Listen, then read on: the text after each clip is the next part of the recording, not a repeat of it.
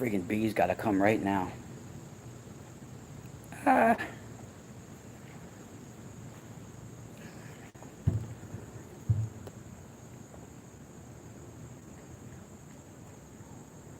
See if some people join. I don't know if we even got a good connection right now.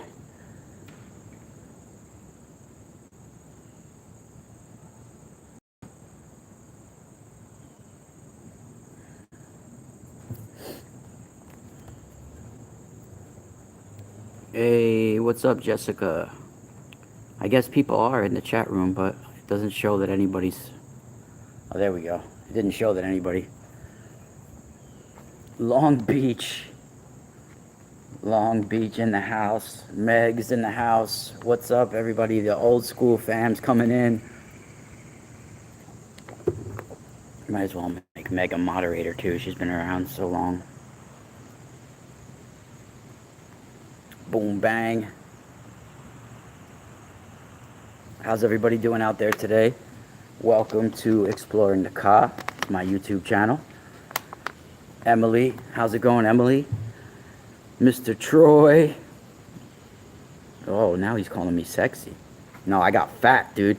Dude, I saw recently I saw people that I haven't seen in years. First thing they said to me was, dude, you got fat.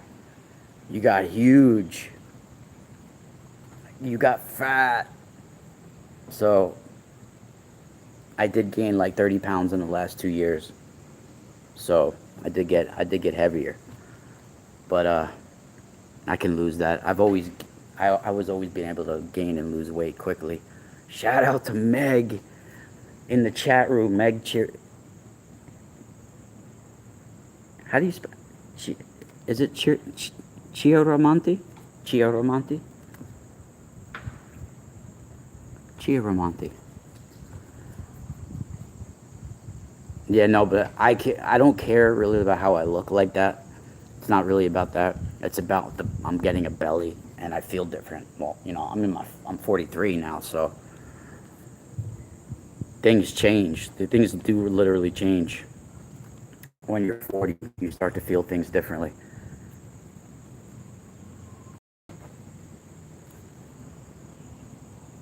Oh, you're part of the 40 club now. There's no turning back. You know, it's a blessing I even made it this far. A lot of people thought I wouldn't. But no, I'm gonna cut my hair soon actually, and start exercising and start kickboxing again. I'm gonna shave my head and friggin' go to war. Cause yeah, I walk a lot, but I don't exercise like I used to. You know, I used to hit the heavy bag every day and night. I never was a big runner, like sprinter or anything like that, but I would go for jogs sometimes, and I don't do none of that no more. I would do push-ups all the time too. You know, I was a push-up person. I don't do push-ups no more either. So, especially since COVID and all that shit, I really haven't. I really haven't been doing any exercising lately, and I've been eating like crap too. We order out a lot, so things got to change. But what are you gonna do? What are you gonna do? How's everybody doing out there?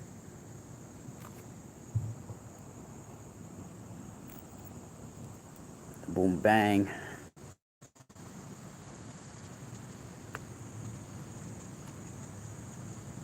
I'm happy I'm alive too.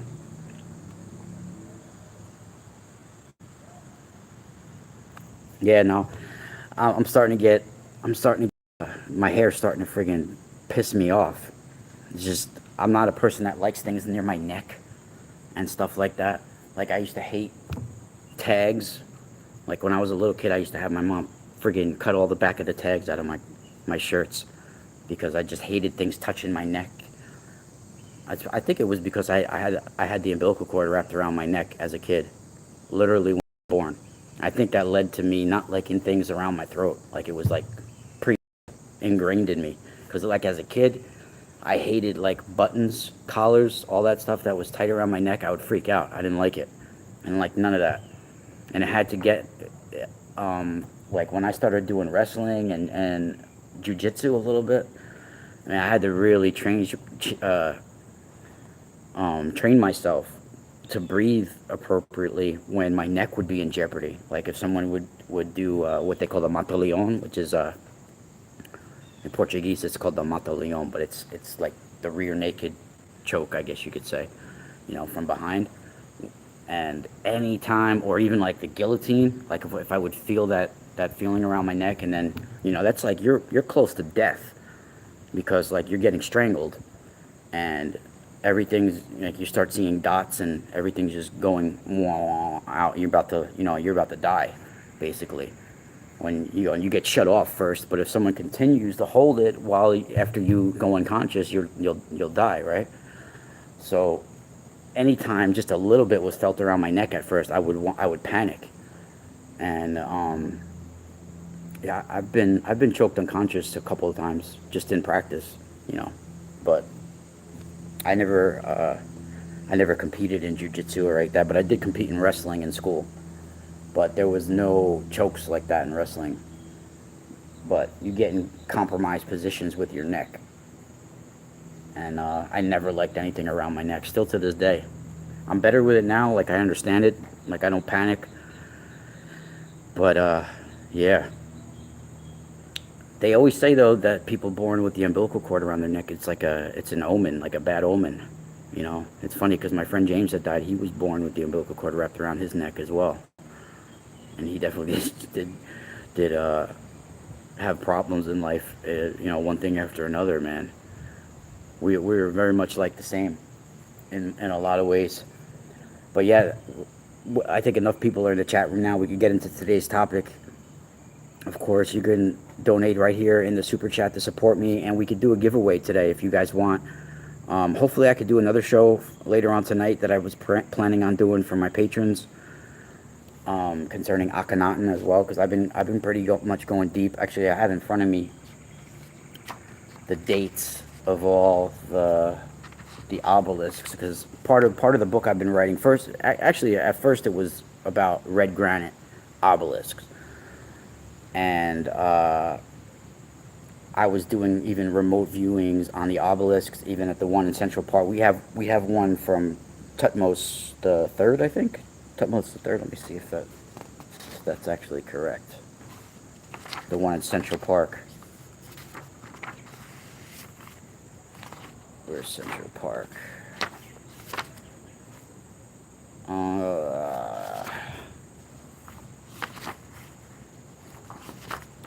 Yeah, Central Park is Tutmos the Third. That's the one that we have right here in New York. And in my book, I'm actually including all the diagrams of how I saw the red granite was actually made. Of course, I've talked about it with Roger, and this is how I met Roger Spur from Mud Fossil University. Was about over red granite, because I found out just from my own opinions that it was flesh, that it was at one time literal flesh, that there was a technique that they used to take and siphon all the metal out of the flesh when it was still, after it was liquidized, basically, and before it was hardened, they siphoned the metal out. And I actually was able to remote view these big machine type, almost like a dreidel, almost looking like a dreidel type thing, that was wobbling with a stick coming in out of the middle of it, and somebody was holding the top. So they were doing something like that to actually take all the metal, I think, out of the red granite. And for those that don't know, even like the ancient red granite in ancient Egypt, well, obelisks in general, most likely they're pre-dynastic. They were formed in pre-dynastic periods, which other people would call like archaic type periods. But it wasn't until like the 4th or the 6th dynasties that you start to see them talking about obelisks in the surviving stuff that we have, the writings and everything. And they called obelisks in general Tekhenu. And you'll see in the title of this video I have Tekhenu. That's actually the ancient, very, very ancient term of one of the the earliest terms that we have of obelisks. Of course, originally they say it comes from the bend stone, And then with the pyramidion on top, the little pyramid type on top, the pyramidion on top, it's the Ben stone, which means like the Ben of the Ben, right? And even in ancient Egypt, they have like the cult of the sunstone, right?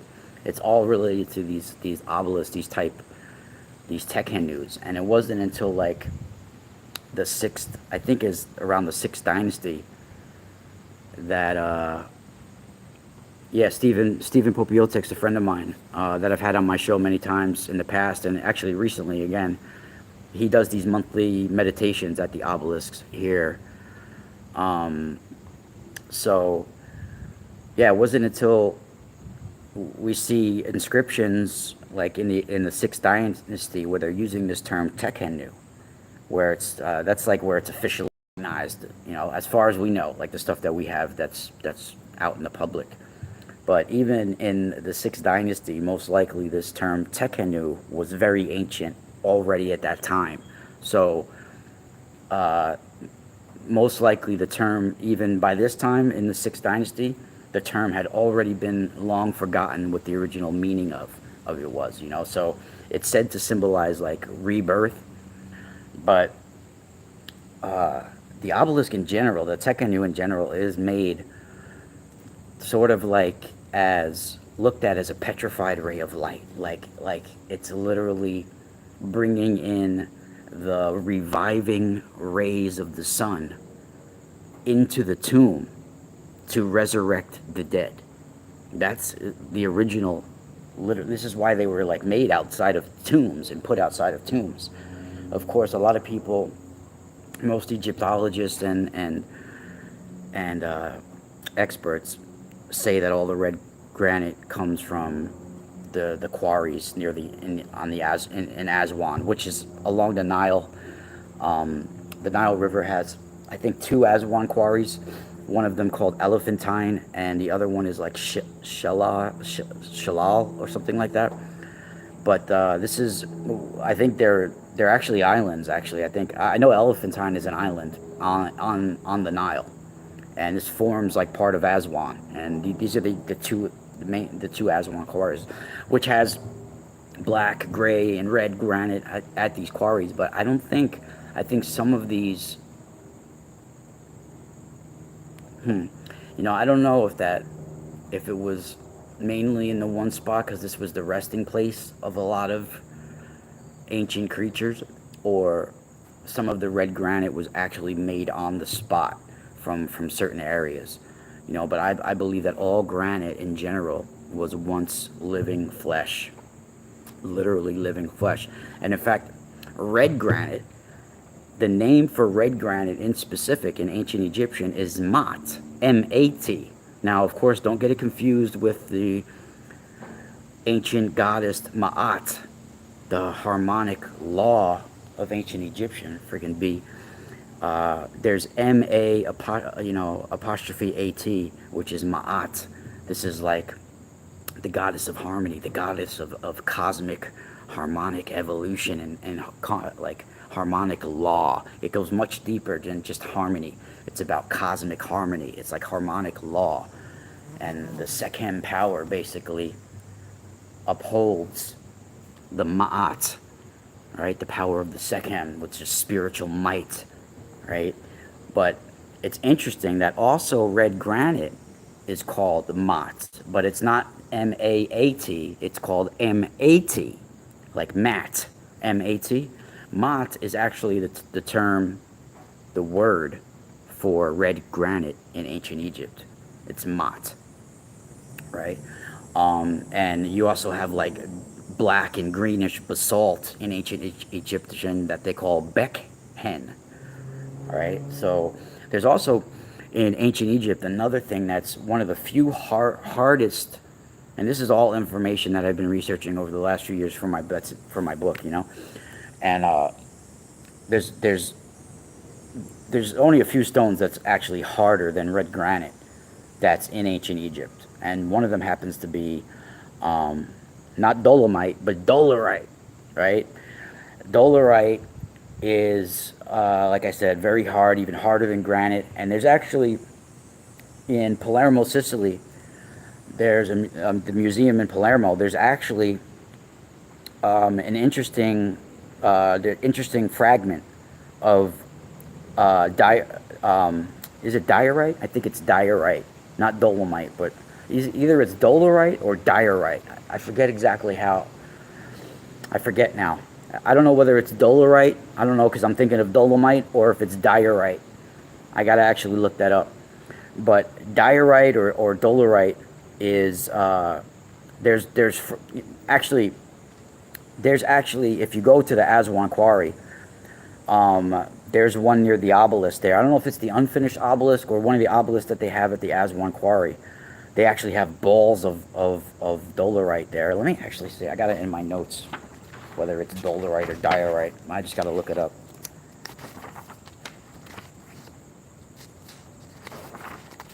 Give me 1 second. Got it here somewhere.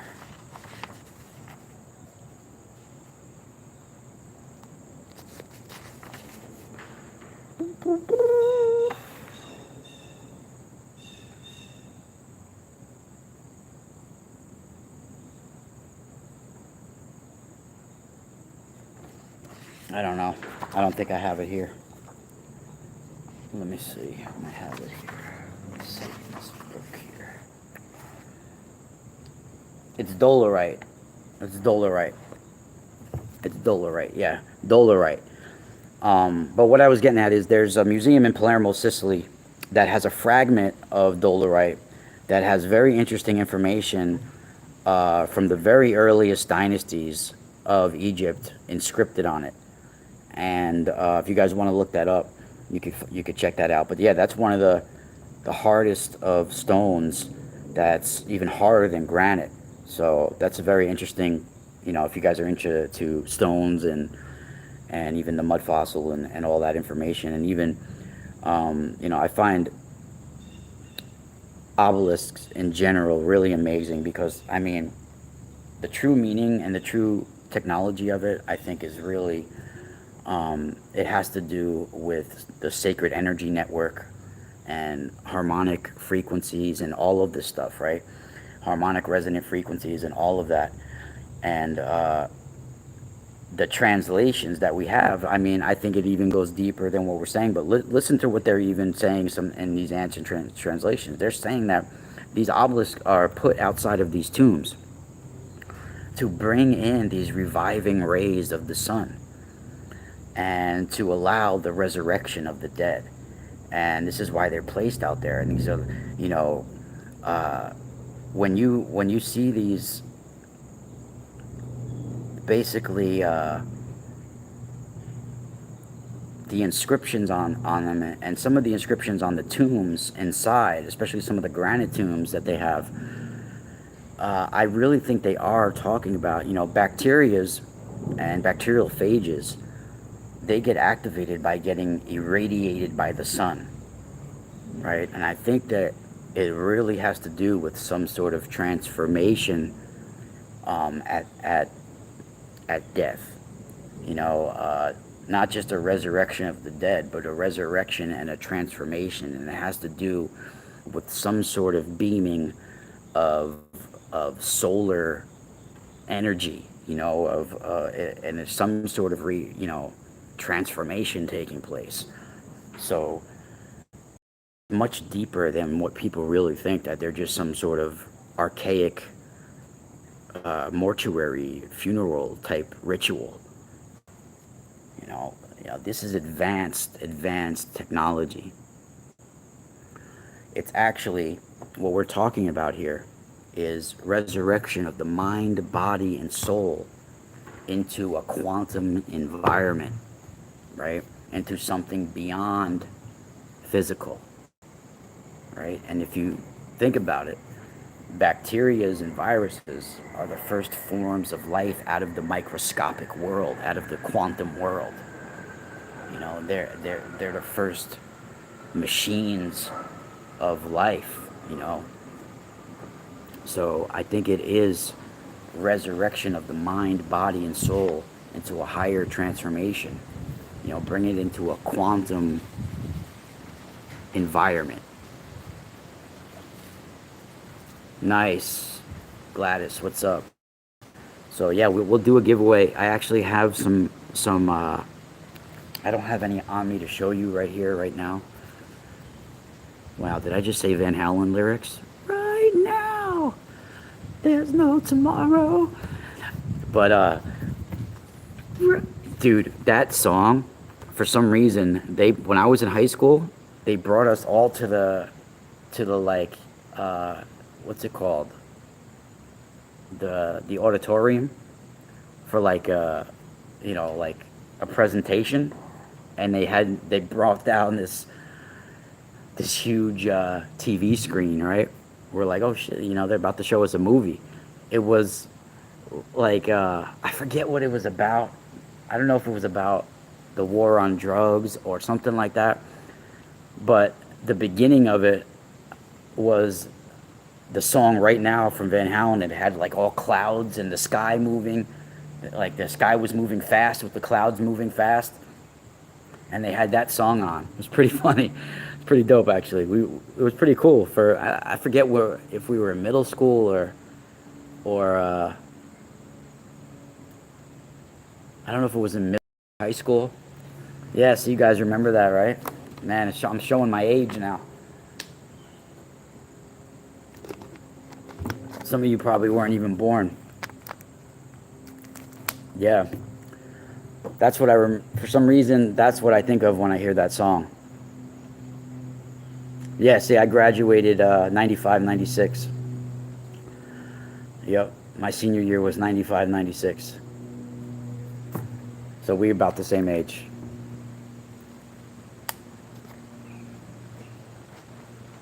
Yeah, I'm 43. Yeah, so we're about the same age.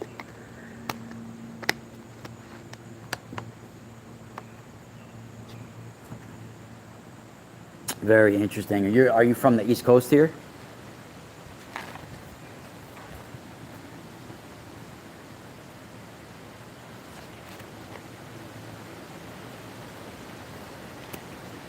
I think the museum in Palermo is called the Palermo Museum too, that I mentioned. Wow. Yeah, 1996. Wow, the Ozarks. Jesus. That's a weird place.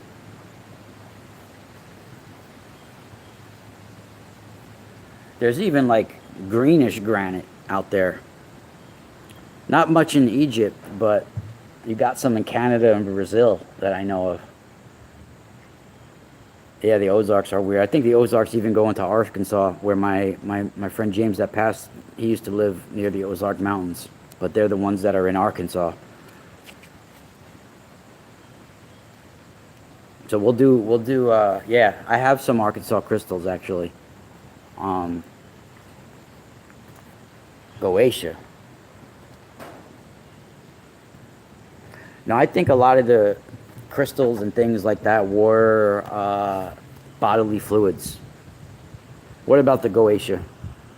Goetia, if you're asking what the Goetia are, in my opinion, they're disembodied Rephaim spirits. What people think is the paranormal and ghosts and all of that, and when people think they're actually talking to the dead, you're not talking to the dead. In fact, there might be certain experiences where a fragment of that person's soul imprint on this planet is getting communicated with or replayed. But most times, I would say, when someone is thinking that they're communicating with the dead, or they're going to a haunted location and thinking that they're communicating with people that once lived there, they're hugely mistaken. They are actually interfacing with disembodied spirits that have picked up on fractured fragments of that person's life. Unresolved issues, things like this. Real energies that are impossible to move on. Right? Things like that. It's being picked up by an intelligence that is not quite is not what what people think they're talking with. They're thinking they're talking with the actual person that once lived in that house. It's not that at all. It's not that at all. That's why some of those people, they are psychic, yeah, but what they're communicating with, especially channeling, there's a difference between bringing in psychic information, connecting to your higher self and your cosmic journey, your cosmic memory, and then, you know, when this happens, you're retaining all the information, right? You're retaining, you come out of it retaining what happened. But when you channel, you're actually letting something embody you, and you most likely wake up out of it not knowing what the hell just happened or what you said or did. Right? That's a whole different other experience. And a lot of times, when someone thinks they're communicating with the dead, it's right along the lines with channeling. You know, that they're actually linking their psychic energy, their Taurus sphere, almost like merging their sphere of energy with an outside force, an outside intelligence, you know, and most likely it's going to lead to sicknesses, illnesses, all sorts of things like that. You know, I would guarantee you that most people that do like ghost hunting, and I would say from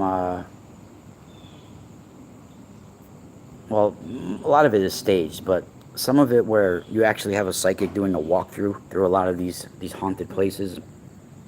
A lot of those people are probably go through bouts of illnesses that are, they don't even know like where it came from, you know, things like this. So that's all related, very related, and you're putting yourself at risk.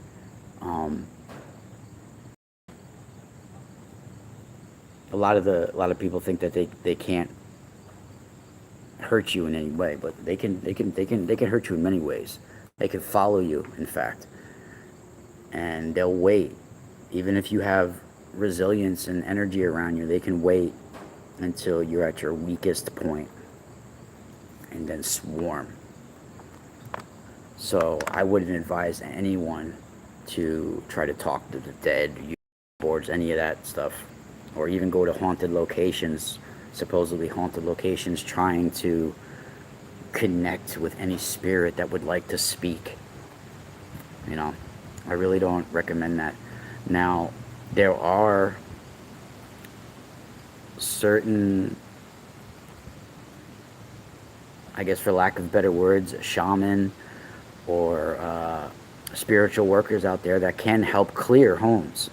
And these are the people that I would recommend you, if you're having a problem with any of those experiences, paranormal experiences, I would recommend you contacting one of these people, and don't have any video cameras around or anything like that. You realize you create not only distortions, but other channels for other intelligences to come through when you open up Wi-Fi even, and all of that while doing psychic activity, right? I would say a camera not connected to satellites and things like that would be like the best old school cameras if you really want to document it. But for people that are doing those ghost shows, they're very dangerous, unless it's just a Hollywood movie or something like that, where they're not really interfacing, you know, and it's a big joke. That would be a different story, I guess. But even a lot of these Hollywood movies that try to replicate certain things, a lot of these people that partake in the ritual of making it, a lot of bad things happen sometimes. And I would think it's a little more than just the random coincidences of life like that. Thank you guys in the chat room for the nice words. But yeah, we'll do a giveaway. Anybody that wants to make a purchase on my website, we will give away either whether you want a tensor tool or a selenite wand. Yeah, the Queen Mary is very interesting because I'll share something with you guys before I go.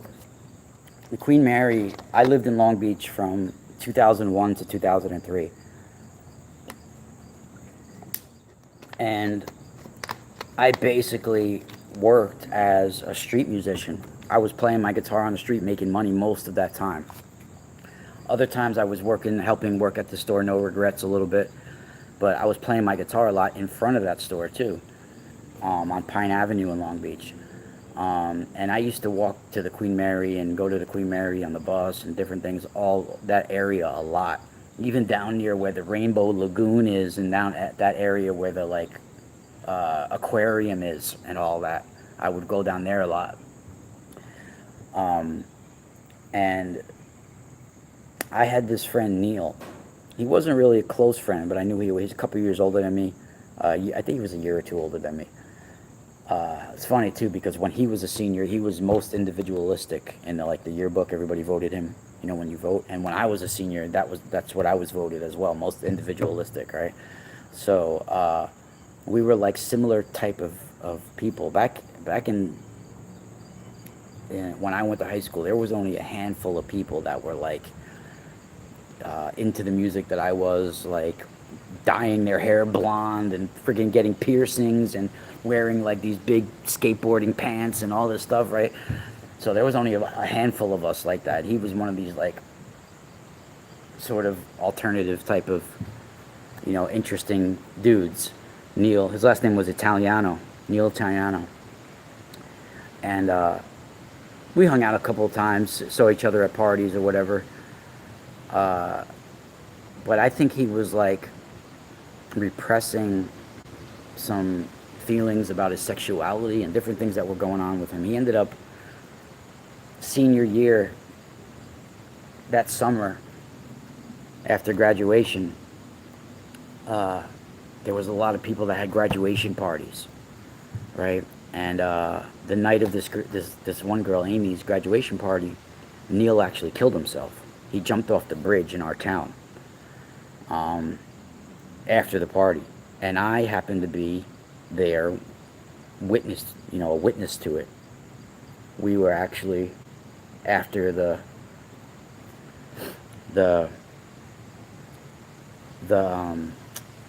graduation party was on this main street, right? The bridge was right around the corner from the graduation party. So after the party, when everybody was leaving, me and my friends went to the park below the bridge to smoke, right? And I was one of the only ones that had a car there, me and my friend Anthony. Anthony's now gone too. He died a couple of years after that. But, so after we all smoked or whatever, my friends went one way and I went to go walk towards my car. And I had a pager at the time, and I had a girl that I was talking to that had paged me. So she lived not too far. So instead of going to my car, I ended up walking down to her house, and her parents wasn't going to let me in that late or whatever. So we were just talking on the front porch, just innocently, right? We're just hanging out, talking on the front porch. So it got really late, and I guess Neil had it already in his head that he was going to jump off the bridge. He had planned it. He had parked his car somewhere. And just at the time where I was leaving this girl's house and going to my car, I didn't actually see him fall, but came upon him underneath after he fell down from the bridge. And he was actually crawling on his elbows, trying to get back up, and bleeding from his mouth and things like that, right? So inner bleeding, and I was really scared, and part of me wished I would have, he was already dead, but part of me wished I would have went to the police and did something at that time, But I did see it, and I didn't want to get involved with the cops. I had drugs in my car at the time as well, and the next morning I saw that he had passed, and it haunted me for a lot of years. And when I went out to California, I was seeing his spirit on the bus with me out there, laughing at me from across the like sitting across from me on the bus.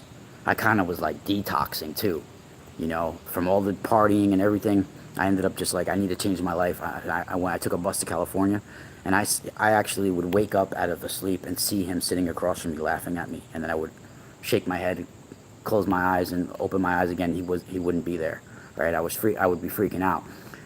And when I was around the Queen Mary at one time, I actually saw him right there with me, communicated with him. He was actually telling me, turn around and don't look back. Turn around and don't look back. And I walked away, and I wouldn't dare turn around and look back, because I felt like if I did something like really bad was going to happen. And that was the last time I saw him. But it was haunting me for a while. And I don't think it was actually his ghost. Like, it was actually his spirit there. It was a magnet of unresolved energy, of things like that. And that's not something I like to talk about, Even when my friends, I remember going to my friend's house, he was like, oh, did you hear about, like, Neil jumped off the bridge? And I, like, tried to play it off like I didn't even know about it, He was trying to talk to me and was, like, trying to tell me, no, don't. Like, he wanted to get back up and do it again. He wanted to jump again. He did not want me to, he couldn't talk much, but he did not want me to go get help. Like, so, because that was my first instinct. Like, I'm gonna friggin' go stash the drugs I have and go get help. And he was like, no. Like, I want to go do it again. Help me get back up so I can go do it again. And I was just telling him, like, dude, another planet awaits. You're gonna be alright.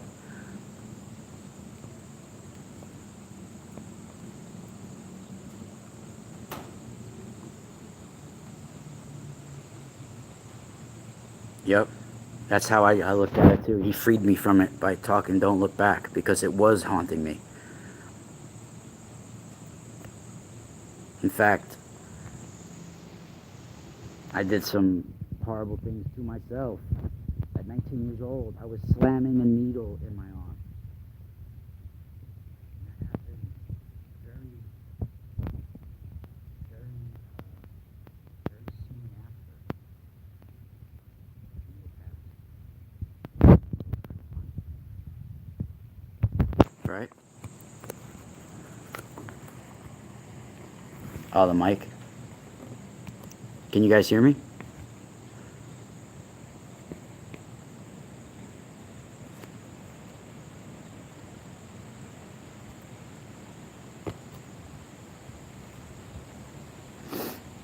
Yeah, no, I shared it. I mean, this happened in 1995. 1995. That's when Neil passed. I think it was 94, 95, something like that. And I was still in high school. He had just graduated. I was still in high school,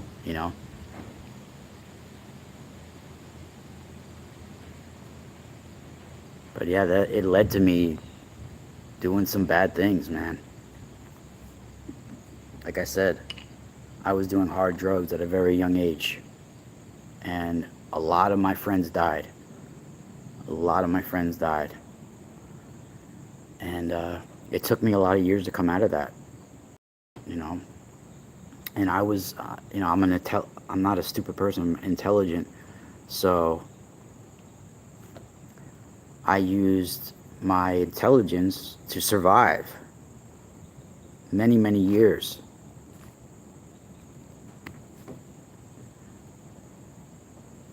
And many of my friends, they didn't make it for various reasons. I had a friend too, my friend Chris Fullick, stepped in front of a train. You know, stepped in front of a train. This kid actually was on the Howard Stern show. He was able to actually put his mouth on his own private parts. And back in the day, Howard Stern was having all these freaks on his show. Like before he was on Sirius XM, and before he was like on I think even K Rock. I'm not sure if it was on K Rock or what, where he was at the time. But this kid even appeared on there. But I hung out with him a lot too. He was always around. He stepped in front of it. I have so many friends that passed away, and they were good kids too, good guys. They weren't really bad people. They weren't criminals. Some of them had drug problems, but they weren't like criminals. They weren't out there hurting people.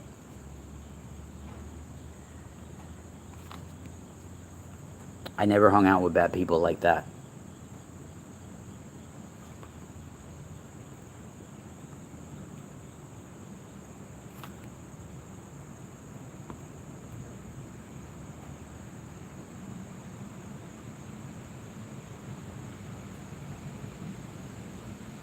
Yeah, that was a freaking nightmare, man. I remember going to his wake too. Very, very weird vibe. I remember touching his arm and stuff when he was it was an open casket. Yeah, my buddy Chris passed away that day. My friend, I also lost a good friend of mine too, Chris Anara, who died of an overdose. I recently talked to his father.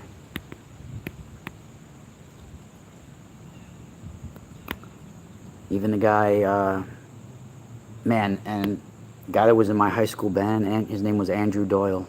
Shout out to the Doyle family. His dad was a cop. Many years used to let us play, like practice our band in his house. We had a high school band, and this guy was like a champion swimmer. Had girlfriends in high school. Played the drums. Wasn't an ugly dude. And he had moved out to Colorado, and I guess he got married, or he had a girlfriend out there. He had his own business out there, and then next thing you know, I heard he hung himself after his girl broke up with him. And then I went to the wake. They brought his body back here to New York, and I went to the wake, saw the father and everything. I couldn't believe it. You would never think that that person would have committed suicide either, but man, it's crazy. I lost an uncle to it as well.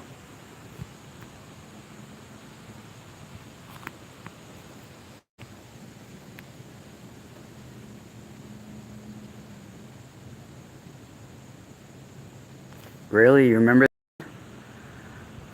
Wow, Cynthia, that's crazy. You know what? That was Chris Fullick, and I went to high school with him. And he actually set, before there was like GoFundMe's and stuff like that, Howard Stern actually had like a little fund for him for people to for a little while. But yeah, he had a problem with cocaine and alcohol, and sad. But he was a good dude, man. We used to go to shows together all the time. He loved Primus and Helmet and those bands. He loved like Primus and Helmet and Red Hot Chili Peppers and Jane's Addiction, all that. We would go to those kind of shows. Yeah, I went to one of the first Lollapaloozas with that kid. I friggin' lost my shoes, everything, my contacts. Yeah, we had some good times together, man. But shout out to everybody in the chat room. So if you guys support me at my website, the Mystical Spiral Store. Also, I have a lot of free information at themysticalspiral.com. The mysticalspiralstore.com will do a free giveaway. Just let me know in the comments when you make a purchase whether you want a free tensor tool or a free selenite wand. And I also will include extra free crystals of fluorite and labradorite. So I'll hook you guys up Thank you guys for joining. It's the mysticalspiralstore.com. I'm also going to be having Professor Chandra Wick Robinson, who is a famous astrobiologist who I've interviewed before, who specializes in like comets and all that. He'll be coming on my show next week again.